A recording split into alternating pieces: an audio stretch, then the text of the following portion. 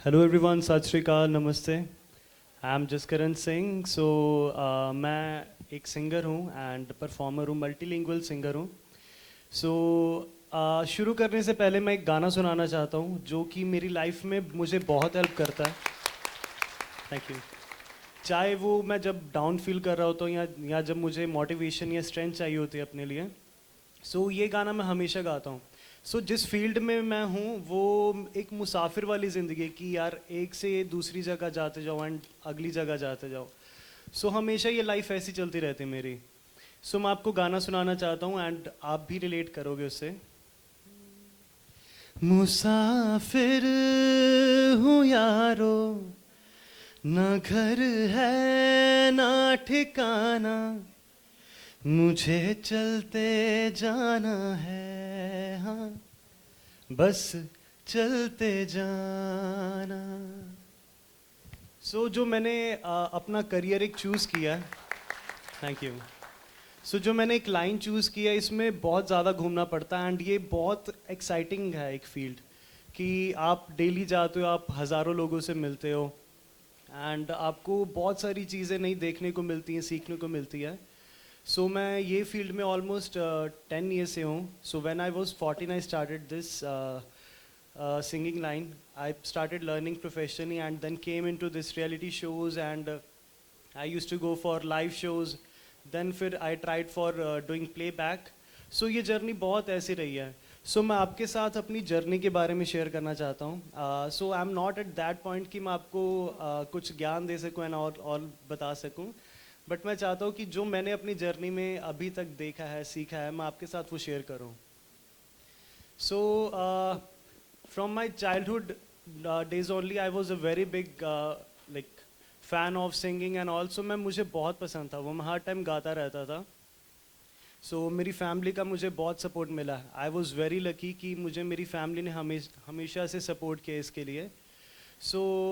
उसके बाद मैंने प्रोफेशनली सीखना शुरू किया। अगर आप में से कोई आर्टिस्ट है, मैं एक चीज़ ज़रूर कहना चाहूँगा कि लाइफ में जब मौका मिले आप जाके स्टेज पे ज़रूर परफॉर्म करो, चाहे वो छोटा है चाहे वो बड़ा है। मैं उस टाइम जो भी ऑडिशंस होते थे मैं जाके पार्टिसिपेट करता था पर कभी सिलेक्ट नहीं होता था। मतलब फर्स्ट राउंड से ही जाके गाया, 2 लाइन गाई, उनका जवाब होता था थैंक यू, आप अगले बार ट्राई कीजिएगा। करते करते चाहे वो कोई भी रियलिटी शो रहा है, हिंदी रहा है, पंजाबी रहा, उस टाइम पे मैंने बहुत सारे रियलिटी शोज़ के लिए ऑडिशंस दिए बट कुछ वर्कआउट नहीं किया। चलता रहा ऐसे and in 2016 luckily I got selected and मैं मुंबई गया। वहाँ पे जाके मैंने देखा कि यार ये तो दुनिया ही बिल्कुल अलग है। बिकॉज मैं I was among top 40 and वो टॉप 40 ऐसे थे कि हर एक बंदा अपने आप में बहुत ही अच्छा है। वहाँ पे जाके मुझे रियलाइज़ हुआ कि आज के वर्ल्ड में स्टैंड आउट करने के लिए you need to be little different. कि ठीक है आप अपनी जगह बहुत अच्छे हो पर आपसे भी बहुत अच्छे आगे लोग बैठे हैं। अपने आप में कुछ ऐसा यूनिक टैलेंट, अपने आप में कुछ ऐसी यूनिक चीज़ आप अपने आप में ढूंढिए कि जिसको आप पॉलिश करके, नरिश करके आप बाकी लोगों से स्टैंड आउट कर सको। मैं I was a very big fan of south Indian movies watching. आप सब में से कोई देखता है साउथ इंडियन मूवीज़? आप रिलेट कर सकते हैं कि उनका स्टोरी लाइन, उनका म्यूज़िक कितना अच्छा है। मैंने कहा चलो एक बार ट्राई कर लेते हैं ये भी, बिकॉज पंजाबी हिंदी तो सभी गा रहे हैं। एंड लकीली वहाँ पे एक ऑडिशन होने जा रहा था for some Tamil reality show. And you know मतलब वो बहुत ज़्यादा मेहनत मांगती है चीज़ जब आप दूसरी कोई फील्ड चूज़ करते हो कि जिसमें वो टोटली डिफरेंट है, नॉट एज यूजुअल कि यार जो हम हिंदी पंजाबी गा रहे हैं वो एक दूसरी लैंग्वेज थी। I started learning a song. मेरे पास सिर्फ 3 वीक से before the audition, I started learning that song. उस टाइम कोई मूवी के लिए वो गाना नया आया था। एनी गेसेस कि वो गाना मुझे याद करने के लिए कितने दिन लगे होंगे? Any idea? कुछ भी आप गेस कर सकते हैं नंबर? 20 डे। हाँ, मतलब लगभग इतना ही टाइम लगा मुझे। That took me 18 to 90 days to learn that song which उसका ड्यूरेशन सिर्फ 2.5 मिनट्स था। बट जब मैंने वो परफॉर्म किया, वो स्टार्टिंग में मुझे बहुत अनकंफर्टेबल फील हो रहा था।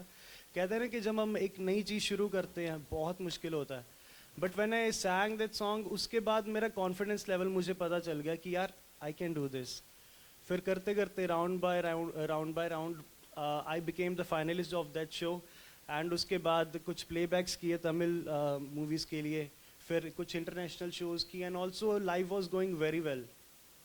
सो कहते हैं ना लाइफ हमेशा अच्छी नहीं चलती, so life is like a roller coaster. ये फील्ड भी ऐसी है। I was doing very great in music at that time. और उस टाइम मैं अपना स्टडीज़ भी कर रहा था। I was in school, I was in 12th class. So मेरी अटेंडेंस बहुत शॉर्ट होगी। So I am sharing this thing for the first time in my life. So उस टाइम मैं लाइफ के ऐसे पोजीशन पे था कि बहुत अच्छा चल रहा है। सो वन फाइन डे मेरे हाथ में स्कूल का मैगज़ीन आता। वो होता है ना कि साल ख़त्म होने से पहले नया साल शुरू होगा तो एक स्कूल की मैगज़ीन होती है जिसमें पूरे स्कूल के बारे में लिखा होता है एंड अचीवमेंट्स के बारे में। सो उसमें मेरा फ़ोटो था एंड जिस पे लिखा हुआ pride of our school Jaskaran Singh. मेरी सारी अचीवमेंट्स नीचे मेंशन थी। I was very happy. So वो चीज़ ज़्यादा देर तक टिकी नहीं एंड सेम डे मुझे मेरे स्कूल ने टीसी इशू कर दिया बिकॉज मेरी अटेंडेंस बहुत लो थी। मैं बहुत ज़्यादा उस दिन दुखी हुआ एंड और बुरा तब लगा कि यार जो अपने दोस्तों के साथ मुझे एक ग्रुप फ़ोटो खिंचवाना था लास्ट डे, वो भी नहीं नसीब हुई। आज तक मैं वो चीज़ के लिए बहुत क्रेव करता हूँ, बट चलो वो चीज़ से भी निकल गए। एंड देन कॉलेज शुरू हो गया, लाइफ चल रही थी, फिर कोविड आ गया, फिर सब कुछ ज़ीरो हो गया बिकॉज वो 1.5-2 years का गैप बहुत ज़्यादा था इंडस्ट्री से दूर रहना। देन अगेन आई स्टार्टेड कि चलो I try something different. Then I went to Telugu reality show, वहाँ पे भी अच्छा रिस्पांस मिला। फिर उसके बाद पंजाबी। सो करते करते ये पॉइंट ऐसा था कि I was working hard but कुछ काम नहीं कर रहा था। मतलब मुझे कुछ रिस्पांस अच्छा नहीं मिल रहा था। I was like doing a way different thing जो यूजुअली लोग नहीं करते, बट स्टिल मुझे कहीं ना कहीं जो एक चीज़ चाहिए थी वो नहीं मिल रही थी। सो वो ऐसा पॉइंट था कि ये अचीव करने के बाद भी आई was not happy. I was not like कि ठीक है मुझे यही चीज़ चाहिए। आई स्टार्टेड गेटिंग कन्फ्यूज़ कि यार ये कंटिन्यू करना है नहीं करना। एंड मैं ना थोड़ा अकेला फील करने लगा। सो होता है ना कि हर एक की लाइफ में एक ऐसा फेज़ आता है कि आप बहुत अकेला फील करते हो। So it's up to you how you should take that phase in your life. ये हर एक की लाइफ में ऐसा फेज़ आता है जब आप बहुत अकेले होते हो, चाहे आप हज़ारों बंदों के बीच में बैठे हो, still you feel very alone. And initially मैं बहुत नेगेटिव होता था, बट टाइम के साथ मुझे रियलाइज़ हुआ कि यार अगर ये टाइम है आपकी लाइफ में तो आपको उसमें आपने अपने आप को डेवलप करना है एंड अकेले रहना सीखो। आप अपने आप को बेटर कैसे करना है एंड जो भी आपका लाइफ का गोल है ना उसके लिए आप बहुत लॉयल हो जाओ। सबसे पहले एक आप गोल चूज़ कर लो, उसके लिए आप परफेक्ट अपने आप को कर लो, कोई भी एक चीज़ उठा लो। सो उस टाइम पे एक मैं आपको एक छोटी सी बात शेयर करता हूँ। एक काफ़ी बड़ी नॉर्थ इंडिया की एक लेबल है। सो वो आर्टिस्ट एंड ऑल मैनेज करते हैं। At some point I went to them and मैंने कहा चलो मैं उनके साथ काम करने की ट्राई करता हूँ। दे रिजेक्टेड मी सेइंग कि आप बहुत सारी डिफरेंट डिफरेंट फील्ड्स में हो। सो हमें समझ नहीं आ रहा कि आप क्या करना चाहते हो। So make your self clear कि आप पंजाबी हिंदी गाना चाहते हो या कि उधर की भाषा गाना चाहते हो, कि आप तमिल तेलुगु या कन्नड़ा सब गाना चाहते हो। मुझे बहुत बुरा लगा कि यार इतनी होप्स के साथ गया था मैं। चलो वो भी ठीक है करते करते, बट मैंने अपना माइंड क्लियर कर लिया था कि I have to be very different. मैं अगर करूँगा तो यही चीज़ें करूँगा। पंजाबी हिंदी मैं कंटिन्यू रखूँगा, बट जो मेन मेरा रहेगा मैं साउथ इंडियन लैंग्वेजेस है उसके लिए प्लेबैक करता रहूँगा। And this day I am working with them with that team and वो मेरे पंजाबी या हिंदी गाने नहीं कर रहे, they are working for my Kannada Tamil and Telugu songs. So this is a thing कि आप एक बार अपने आप को लेके क्लियर हो जाओ तो ठीक है। फिर उसके बाद भी एक ऐसा फेज़ आया कि कुछ वर्कआउट नहीं किया। मैंने प्लान किया कि चलो शायद इतना ही था मेरा म्यूज़िकल जर्नी। पंजाबियों की तरह जो बाकी पंजाबी हैं, जो बाकी नॉर्थ इंडिया में जो सबसे ज़्यादा ट्रेंड है, उस टाइम मेरी ग्रेजुएशन कंप्लीट हुआ था। आई थॉट कि I will go for masters in Australia और कनाडा ओनली। सब कुछ फाइल्स मेरी हो चुका था, ये सब प्रोसेस चल रहा था। बट एक कहते ना कि एक चीज़ होती है ना कि यार कई बार ऐसे फेज पे आ जाता है कि यार अगर आपके एक पॉइंट पे पहुंचने के लिए 10 स्टेप हैं, तो कई बार हम 9th पे आकर रुक जाते हैं एंड वो 10th स्टेप नहीं लेते, तो वो चीज़ मिस आउट हो जाती है। तो मेरे साथ भी ऐसे था। एक एक चीज़ से दूर था मैं, कि मुझे सिर्फ एक हिट चाहिए था अपने करियर में सेट होने के लिए। So I was at 9th point and मैं हार चुका था 9th पॉइंट पे आके। तो हुआ क्या, कनाडा रियलिटी शो के बारे में मुझे पता चला, मेरी फैमिली को पता चला। इनफैक्ट दे इंसिस्टेड में कि यार you should go and participate for that, but मैंने कहा I am done with all these reality shows, अब नहीं करना चाहता मैं।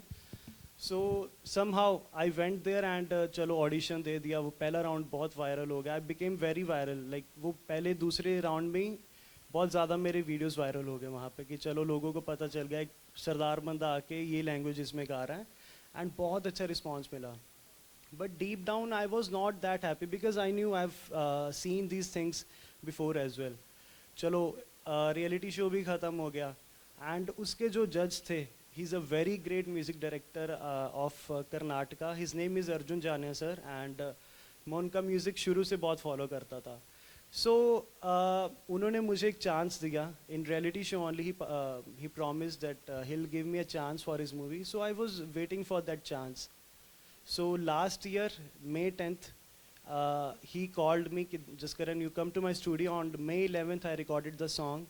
So on 19th of July that song got released, and very next day that song became a big hit in Karnataka. So the very next day, so then very next day, I woke up and I just checked the numbers of views that song got. It was on trending 8 in Karnataka, and after few hours it was trending 5 and trending 2.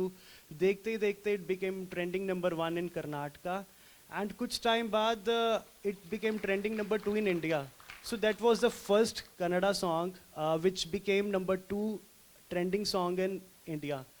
So that thing was a big, like बहुत ही बड़ी चीज़ थी मेरे लिए, because मैं एक point पे इतना down था एंड उस पॉइंट पे आके मैं इतना ज़्यादा कॉन्फिडेंट हो गया था कि चलो अभी मुझे इतना अपने आप पे कॉन्फिडेंस है कि मैं लाइफ में कुछ भी करूं, लाइफ के कोई भी फेज पे जाऊं, चाहे अगर ये भगवान ना करे कि चलो अभी जो चल रहा है ऐसा इन केस कुछ बुरा भी होता है, आई कैन सर्वाइव।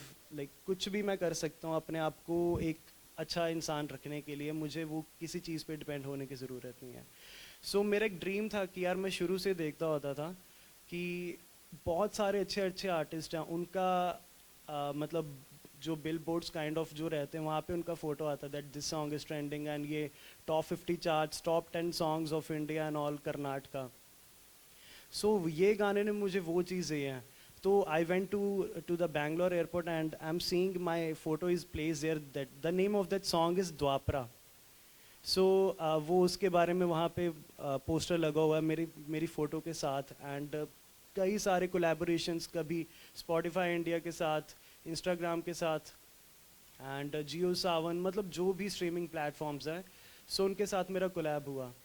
सो उस पॉइंट पे आके मुझे एक चीज़ रियलाइज़ हुई कि मुझे एक बंदे ने बात कही, एंड अभी वो चीज़ मेरे दिल में घर कर गई है। The thing is, that line is be loyal to your future, not your past. So ये चीज़ आप भी अपने साथ रख सकते हैं कि यार जो हमारा पास्ट था वो चला गया, बट हम अपने आप को बेटर कैसे कर सकते हैं। अभी सर ने बताया था कि यार अभी हम iPhone 16 एंड 17 के बारे में देख रहे हैं कौन सा वर्जन चल रहा है। सो हम अपने आप को बेटर कैसे कर सकते हैं, हमें उस चीज़ पे फोकस करना चाहिए कि हमारा कौन सा वर्जन अपग्रेड हो रहा है। सो ये चीज़ थी, मैं अपनी लाइफ जर्नी ऐसे आपके साथ शेयर की मैंने। आई होप आपको कुछ इससे बढ़िया लगा होगा। So it was great talking to you and thank you so much everyone.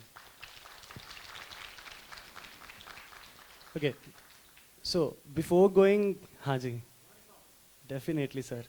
Okay, so before leaving the stage I will sing that song which changed my whole life.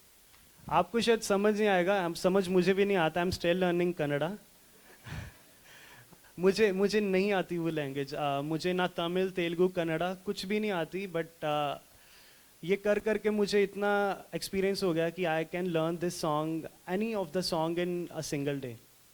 जहाँ मुझे 18 days लगते थे, अभी कर करके I can directly go to a studio without knowing the song. I can listen to that song for thrice or 4 times. After that, I can directly sing in front of mic. So I have learned this thing. कहते हैं कि ये चीज़ को master करने में मुझे कई साल लगे. So it's been almost 6 to 7 years. I'm into this thing. So आप सभी को उसकी चंद लाइनें सुना देता हूँ मैं. ജനധനിയോടെ മീനക്കണ്ണോടെ സുഭഗമൈ ತುಂಬಿದೆ ಹಂಸ ನಡೆಯೋಳೆ ಎದೆಗೆ ಎಳಿದೋಳೆ ಜೀವ ಝಲ್ಯೆಂದಿದೆ ಬೇರೆ ದಾರಿನೂ ಎಲ್ಲ ನನಗೆನ್ನು ನೀನು ಸಿಕ್ಕಾಗಿದೆ ನಾನು ಹುಡುಕೆದ್ದ ನನ್ನ ನಿಲ್ದಾಣ ನೀನೇ ಇನ್ನೇನಿದೆ. Thank you everyone. Thank you so much.